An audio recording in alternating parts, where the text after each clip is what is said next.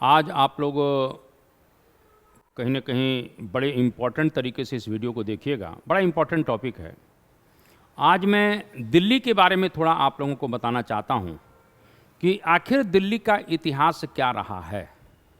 तो स्वाभाविक रूप से आज हम लोग जो है दिल्ली के ऊपर चर्चा कर रहे हैं, और दिल्ली के ऊपर चर्चा करें तो मैंने अभी कहा है कि दिल्ली के इतिहास के ऊपर हम लोग चर्चा करेंगे।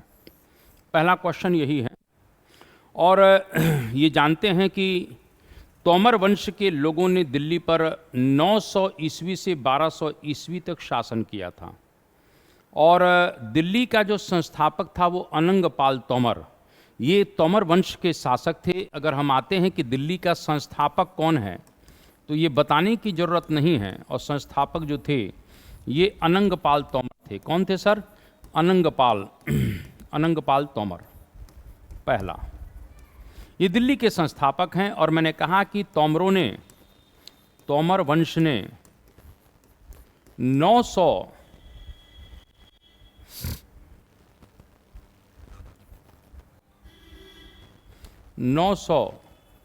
ईस्वी से 1200 ईस्वी तक यहाँ पर शासन किया है। 900 से 1200 ईस्वी तक यहाँ पर शासन किया। दिल्ली के अन्य नाम भी हैं, जैसे इंद्रप्रस्थ आपने सुना होगा। अगर दिल्ली के अन्य नाम की बात करें तो इसे इंद्रप्रस्थ भी कहा जाता है, पांडवों से जुड़ा हुआ है। इसे योगनीपुर भी कहा जाता है। इसे क्या कहा जाता है? तो इसे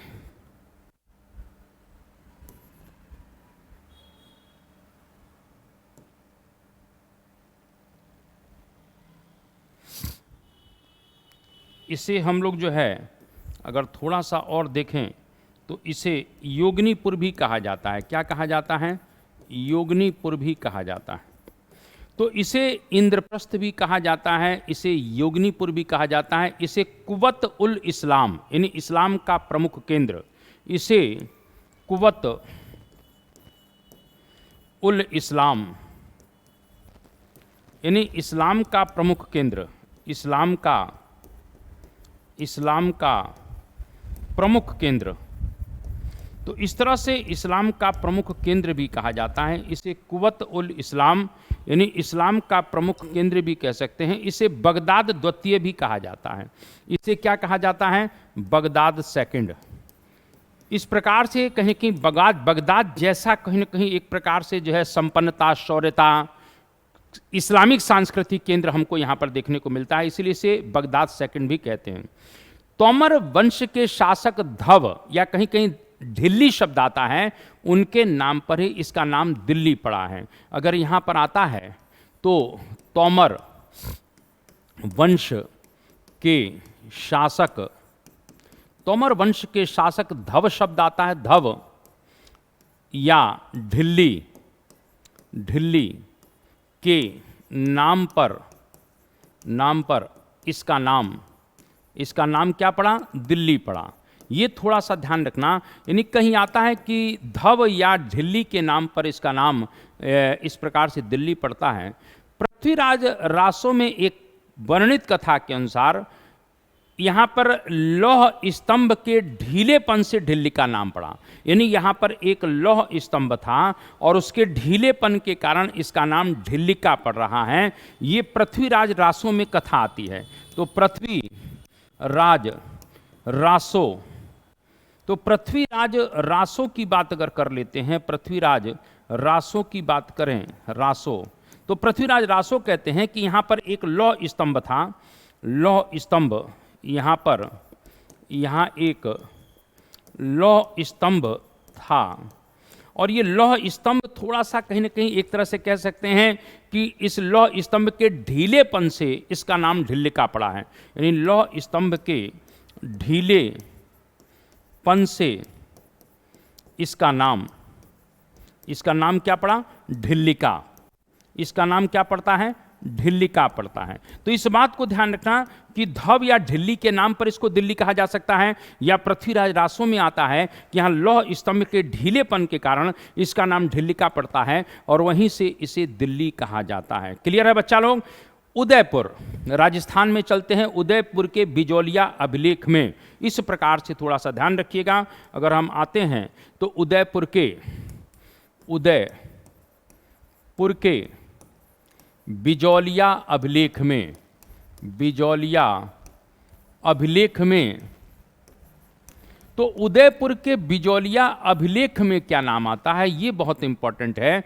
तो उदयपुर के बिजौलिया अभिलेख में चौहान शासक विग्रह राज के द्वारा दिल्ली को जीतने की चर्चा है। यानी इस प्रकार से उदयपुर के बिजौलिया अभिलेख में चौहान शासक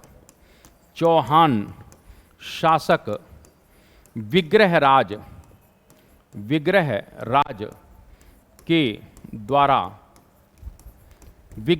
के द्वारा ढिल्लिका, जिसे हम दिल्ली कहते हैं, दिल्ली के जीतने की सूचना मिलती है, जीतने की चर्चा।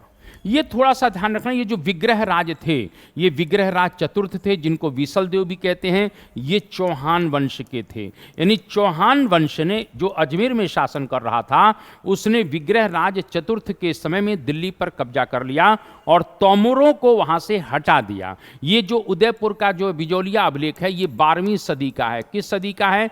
तो ये 12वीं सदी का अभिलेख है। इस बात को भी हमारे लिए जानना जरूरी है। 13वीं सदी में पालम बावली अभिलेख में दिल्ली का एक नाम योगिनीपुर पड़ता है, क्योंकि वहां पर तंत्र संप्रदाय के जो योगिनी थे या योगी थे, उनके गांव मिलते हैं। तो इसीलिए कहीं ना कहीं 13वीं सदी के पालम बावली अभिलेख में 13वीं सदी के पालम बावली अभिलेख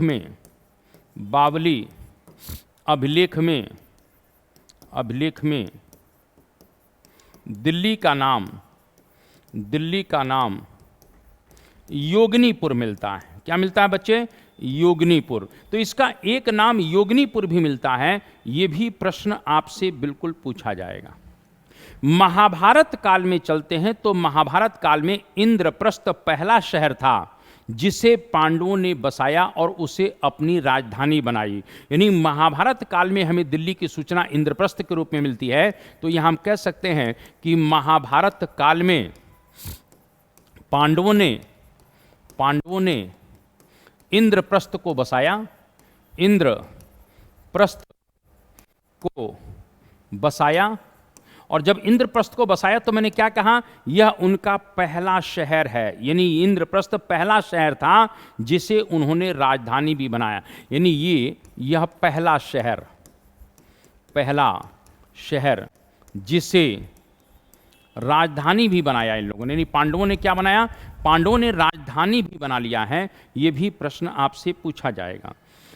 दिल्ली के शासक अनंगपाल तोमर ने लालकोट दुर्ग का निर्माण कराया था। इसी क्वेश्चन समझिएगा। यानी अनंगपाल तोमर की बात करते हैं तो दिल्ली के शासक अनंगपाल तोमर ने लालकोट दुर्ग का निर्माण करवाया था।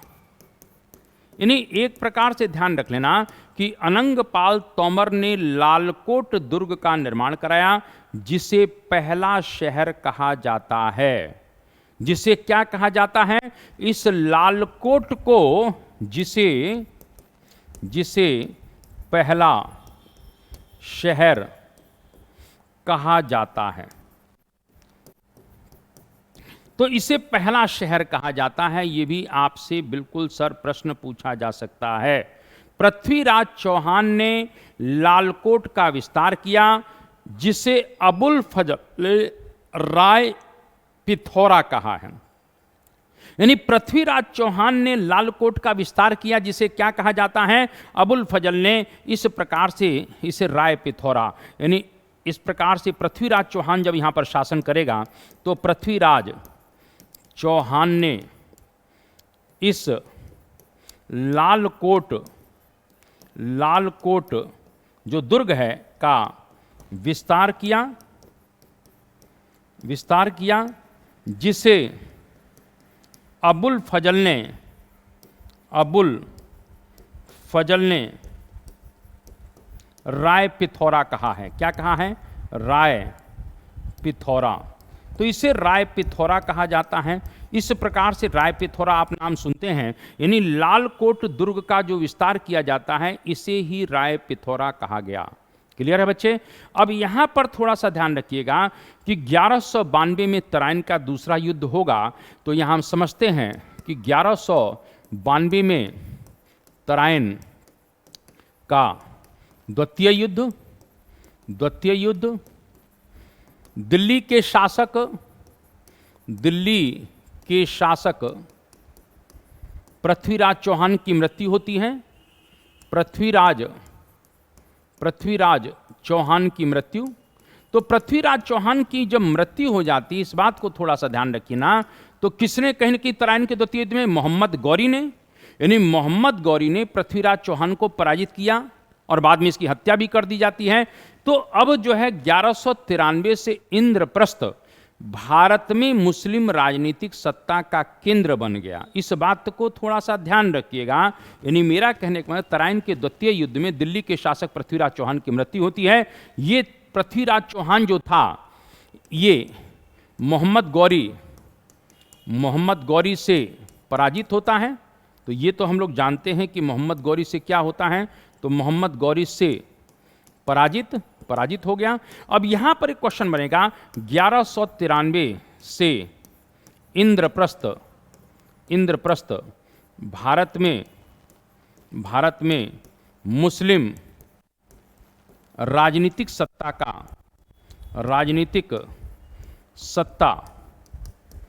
का केंद्र बना। तो मुस्लिम राजनीतिक सत्ता का केंद्र बन जाता है। ये अपने आप में बहुत इंपॉर्टेंट है, ये भी आपसे बिल्कुल पूछा जा सकता है। मोहम्मद हबीब ये कहते हैं कि दिल्ली सल्तनत ने 1192 के तराइन के दूसरे युद्ध में जन्म लिया है और 1526 में पानीपत के प्रथम युद्ध में अपनी अंतिम सांस ली है। ये बात बिल्कुल सही है। मोहम्मद हबीब को अगर हम यहाँ पर कोट करते हैं तो मोहम्मद हबीब साहब क्या कहते हैं? ये कहते हैं कि 1192 के तराइन के द्वितीय युद्ध में किसका जन्म होता है? दिल्ली सल्तनत का जन्म हुआ। दिल्ली सल्तनत का जन्म होता है, क्योंकि यहीं से सल्तनत की शुरुआत होती है, सुल्तानों की सत्ता शुरुआत होती है। और पानीपत के प्रथम युद्ध यानी 1526 में इस दिल्ली सल्तनत ने अपनी अंतिम सांस ली है। क्यों? क्योंकि पानीपत के प्रथम युद्ध में बाबर ने किसको पराजित कर दिया था? इब्राहिम लोदी को पराजित करके युद्ध मैदान में उसकी हत्या कर दी थी और मुगल वंश की स्थापना की थी। तो 1526 में दिल्ली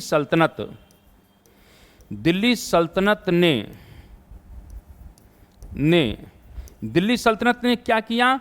अपनी अंतिम सांस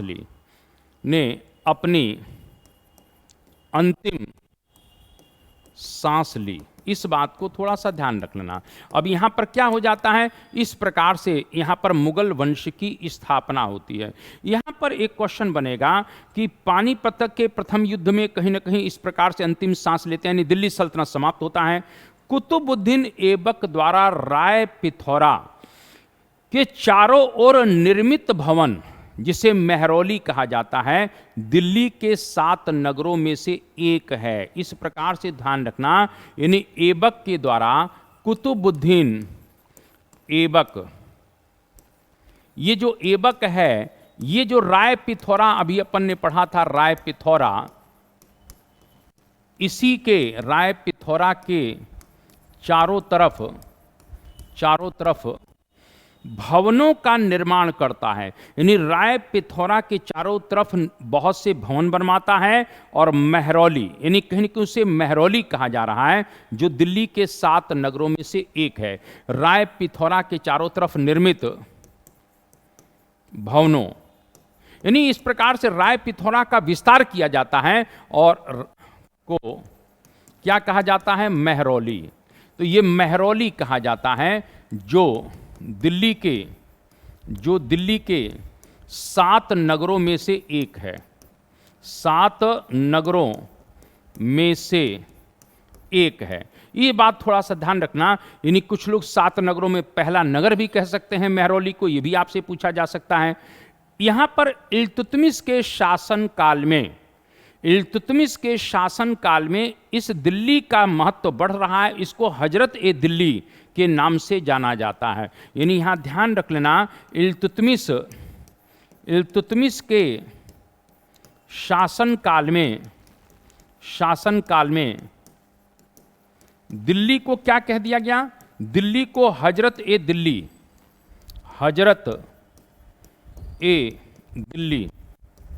तो हजरत ए दिल्ली कहा जाता है। यानी हजरत ए दिल्ली का मतलब है प्रतिभाशाली दिल्ली, यानी एक प्रकार से प्रतिभाशाली दिल्ली, क्योंकि कहीं ना कहीं ये ध्यान रखिएगा, अब दिल्ली का महत्व इस्लामिक सेंटर के रूप में स्थापित हो चुका है।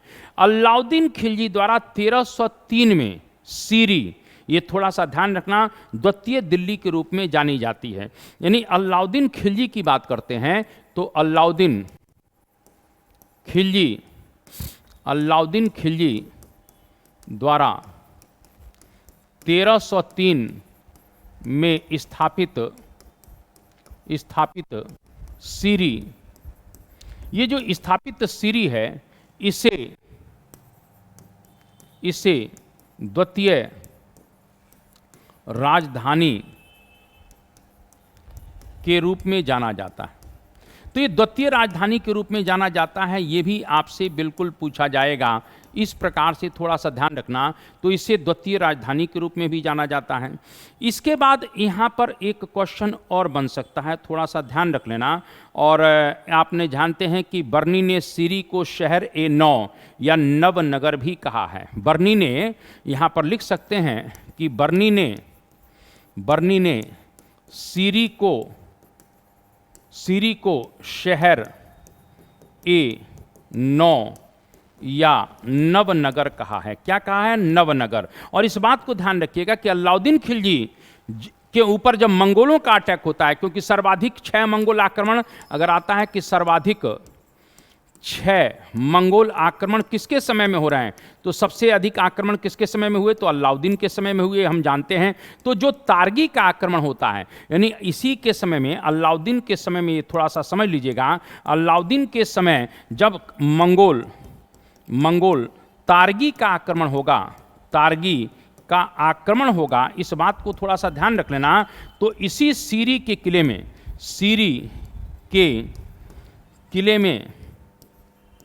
किले में अलाउद्दीन अपनी जान बचाता है। यानी अपनी जान बचाएगा, यहाँ पर इस बात को थोड़ा सा ध्यान रखना, अपनी जान बचाता है, सीरी के नगर में भागकर अपनी जान बचाता है। ये भी प्रश्न आपसे बिल्कुल पूछा जा सकता है।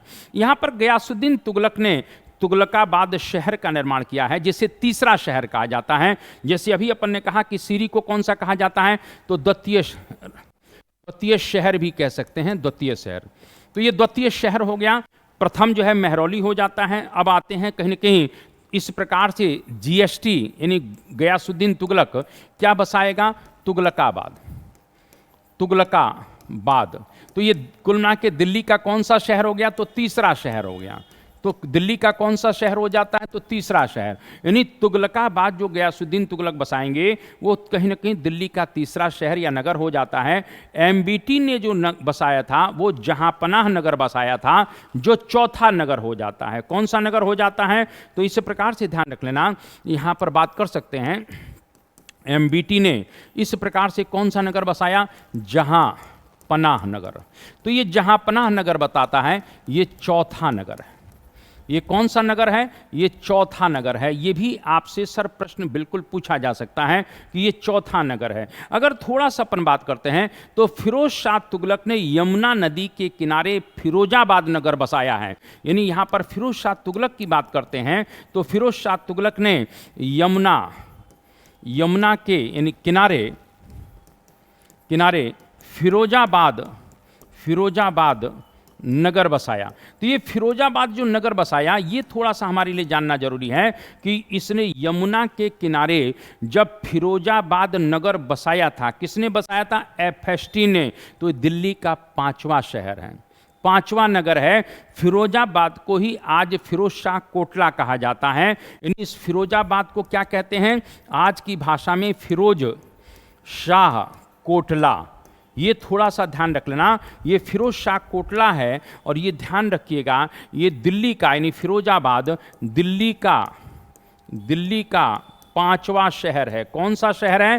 तो ये 5वां शहर है। ये भी आपसे बिल्कुल पूछा जाएगा। तो ये 5वां शहर हो जाता है। इसके बाद सैयद वंश के शासक हुए मुबारक शाह, और मुबारक शाह ने 1434 में यमुना के तट पर मुबारकाबाद नगर का निर्माण करवाया है। तो यहाँ पर ध्यान रखना, यहाँ पर मुबारक शाह यानी सैयद वंश के शासक, सैयद वंश का जो शासक है मुबारक शाह, और इस मुबारक शाह ने, ये ध्यान रखना, इस प्रकार से मुबारकाबाद नगर को बसाया है। तो इसने मुबारकाबाद नगर को बसाया था, ये भी बहुत इंपॉर्टेंट है। ये लगभग 1434 के आसपास की घटना है। तो यहाँ पर प्रश्न आएगा मुबारकाबाद किसने बसाया, ये भी प्रश्न आ सकता है। जब शेरशाह सूरी ने दिल्ली पर कब्जा किया तो यहाँ शेरगढ़ या दिल्ली शेरशाही नगर बसाया। यानी एक प्रकार से यहाँ पर शेरशाह की बात अगर करते हैं तो जब शेरशाह ने एक प्रकार से किस पर कब्जा कर लिया? दिल्ली पर कब्जा कर यहाँ पर शेरगढ़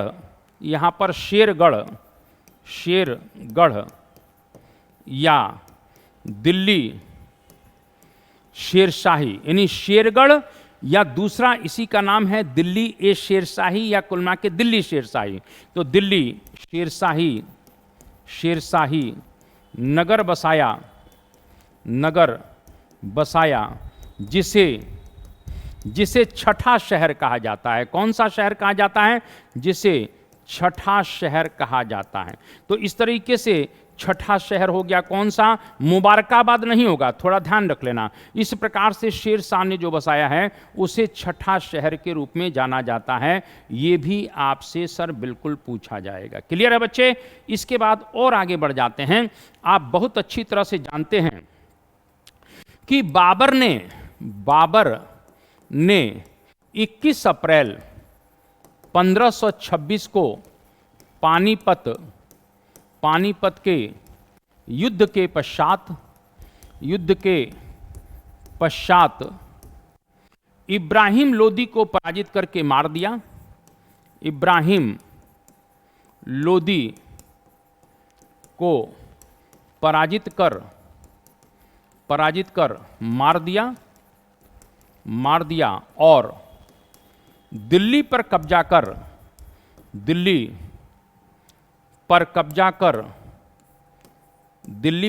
कर मुगल वंश की स्थापना की। कौन से वंश की? तो मुगल वंश स्थापित हो जाता है।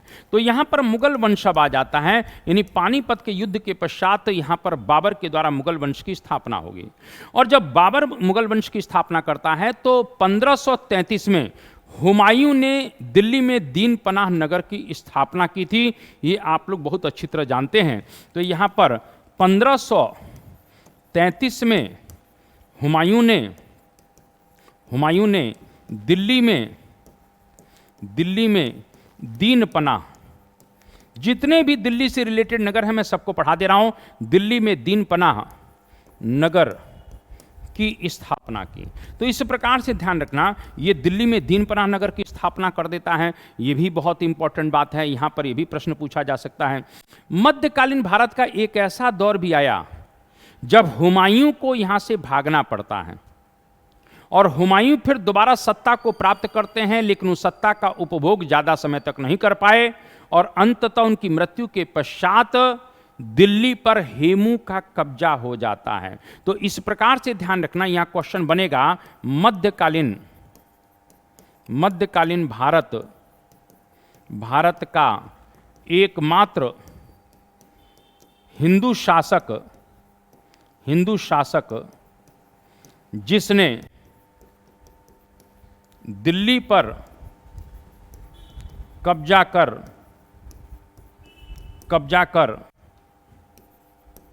विक्रमादित्य की उपाधि धारण की। विक्रमादित्य, तो विक्रमादित्य की उपाधि, ये थोड़ा सा ध्यान रखना। तो इसने विक्रमादित्य की उपाधि धारण की। मध्यकालीन भारत का एकमात्र हिंदू शासक जिसने दिल्ली पर कब्जा करके विक्रमादित्य की उपाधि धारण की थी वो हेमू था, जिसने 1556 में दिल्ली पर अधिकार कर लिया था।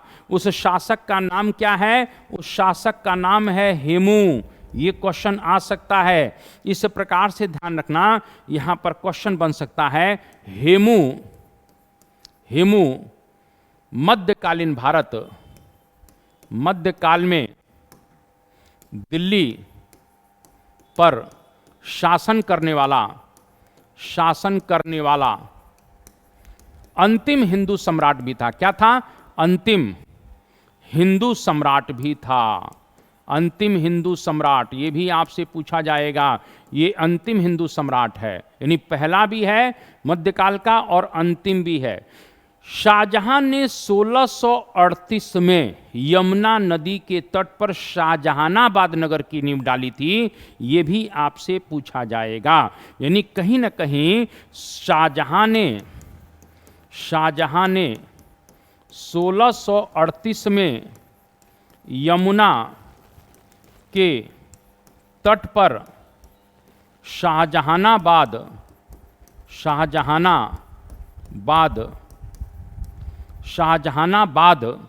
नगर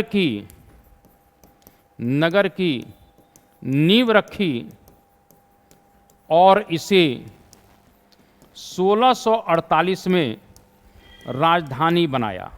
ये थोड़ा सा ध्यान रखना। तो 1648 में इसे राजधानी भी बनाता है, ये भी प्रश्न आएगा। यह मुगलों की अंतिम, कुल मिला के ध्यान रखना, प्रश्न आता है, यह मुगलों की क्या है? अंतिम राजधानी है, यानी अंतिम नगर है। इस प्रकार से ध्यान रखना, यह शाहजहानाबाद है, यह मुगलों की अंतिम राजधानी, या यूं कह सकते हैं 7वां शहर। ये 7वां शहर भी इसको कहा जाता है। तो इस तरह से शाहजहानाबाद को दिल्ली के 7 शहरों में अंतिम शहर भी कहा जाता है। ये भी आपसे पूछा जाएगा। अब हम यहां पर थोड़ा सा अंग्रेजों को लेकर आते हैं। तो यहां आप बहुत अच्छी तरह जानते हैं कि शाह आलम द्वितीय के समय, शाह आलम सेकंड के समय नवंबर 1803 में लॉर्ड लेक ने यानी नवंबर 1803 में लॉर्ड लेक ने आगरा और दिल्ली पर कब्जा किया। तो इस प्रकार से कहीं ना कहीं आगरा और दिल्ली पर कब्जा कर लेता है कौन? Lord lake. 1911 में, अब अंग्रेजों का दिल्ली पर कब्जा 3 में हो गया। 1911 में जॉर्ज पंचम के सम्मान में, ये ध्यान रख लेना, आता है 1900 यानी दिसंबर 1911 में जॉर्ज ब्रिटिश सम्राट हैं। तो यहां पर इस तरह से ध्यान रखिएगा, ब्रिटिश सम्राट जॉर्ज पंचम के सम्मान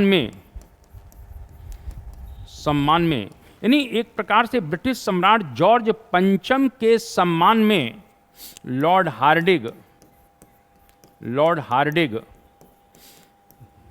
द्वितीय के द्वारा तीसरा दिल्ली दरबार का आयोजन हुआ। तो यहां तीसरा दिल्ली दरबार का आयोजन होता है, ये थोड़ा सा ध्यान रखिएगा। तो तीसरा दिल्ली दरबार का आयोजन होता है, यानी तीसरा दिल्ली दरबार यहां पर लग रहा है। और यहीं पर घोषणा की गई इस दिल्ली दरबार में जॉर्ज पंचम के द्वारा कि भारत की राजधानी कलकत्ता से दिल्ली स्थानांतरित किया जाएगा। क्लियर है? इस प्रकार से ध्यान रख लेना। इस तरीके से यहीं पर यानी 12 दिसंबर 1911 में दिल्ली दरबार में घोषणा की गई, जॉर्ज पंचम के द्वारा घोषणा की गई कि भारत की राजधानी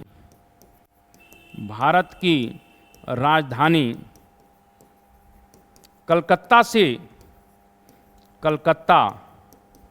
से दिल्ली स्थानांतरित होगी। यानी कलकत्ता से हम लोग जो है दिल्ली स्थानांतरित, तो दिल्ली स्थानांतरित यानी कलकत्ता से दिल्ली ट्रांसफर हो रही है।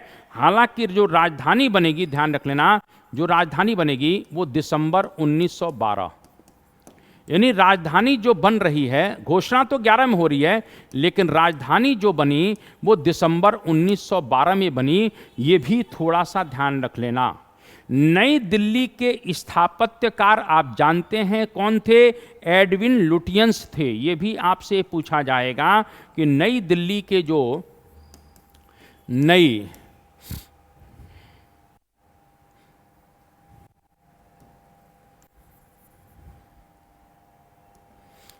दिल्ली के वास्तुकार कौन थे? एडविन लुटियंस थे, जिन्होंने जितनी भी इमारतें हैं सब उन्होंने डिजाइन किया है। तो एडविन लुटियंस थे, ये भी आपसे पूछा जाता है। मैंने कई बार कहा है कि अमीर खुसरो ने अपने ग्रंथ किरानू सादैन में दिल्ली को हजरत ए दिल्ली कहकर संबोधित किया है। यहां ध्यान रखिएगा, अमीर खुसरो ने अपने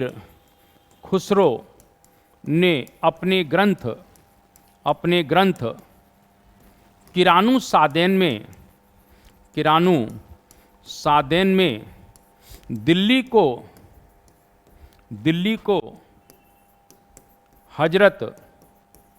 हजरत ए दिल्ली कहकर संबोधित किया। इस प्रकार से ध्यान रखना, ये हजरत ए दिल्ली कहकर संबोधित किया है, ये भी आपसे बिल्कुल पूछा जाएगा।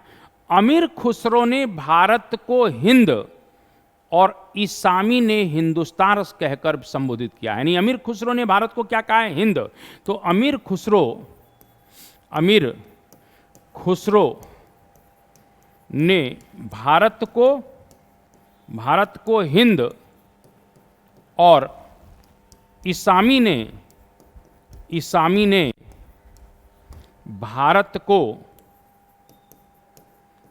हिंदुस्तान कहकर संबोधित किया है। हिंदुस्तान कहकर संबोधित किया। तो मेरा ये कहने का मतलब है कि यहां पर थोड़ा सा ध्यान रखिएगा, इस प्रकार की चीजें बिल्कुल आपसे पूछी जा सकती हैं। दिल्ली के बारे में कब कब क्या क्या हो रहा है उसके विषय में मैं आपको बताया। थोड़ा सा इस प्रकार के वीडियो को ज़्यादा से ज़्यादा शेयर करें, चैनल को सब्सक्राइब करें। जय हिंद, जय भारत, वंदे मातरम।